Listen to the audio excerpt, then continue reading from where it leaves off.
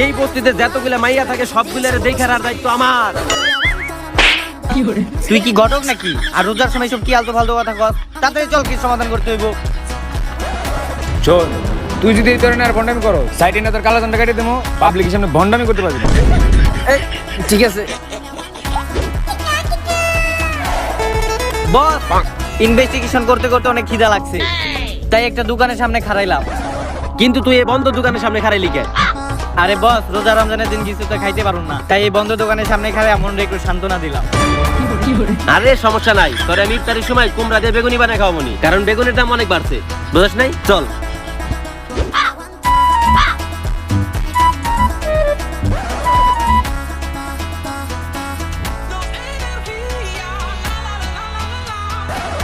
অর্ধেক খাওয়া বিরিয়ার মানে বুঝতেছেন?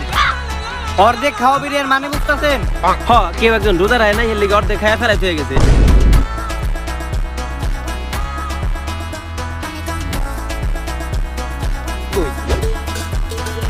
আরে বস,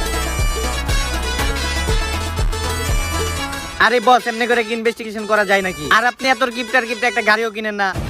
রকি, রকি নামে আমারা, এই পুরা দুনিয়াটাই তো আমার। হালার পালা, পুরো দুনিয়া তোর দেখেই তো সকাল থেকে হাইট হাইট ইনভেস্টিগেশন করতেছি। আর এইভাবে ঘুরলে আমরা কোনো সময় কেস সমাধান করতে পারুম না। পুষ্পা, পুষ্পা রাজ, পুষ্পা তাইলে সব পারে, কিন্তু কোনো সময় চায় না। হালার পালা, তুই চাইলেও তো পাবি না। আর আমি জানতাম তোর মতো অফিসারের এই কেস কোনোদিন সমাধান করা সম্ভব না, তাই আমাকে একটাই উপায় আছে, আর সেটা হলো বাবার কাছে যাওয়া। কি?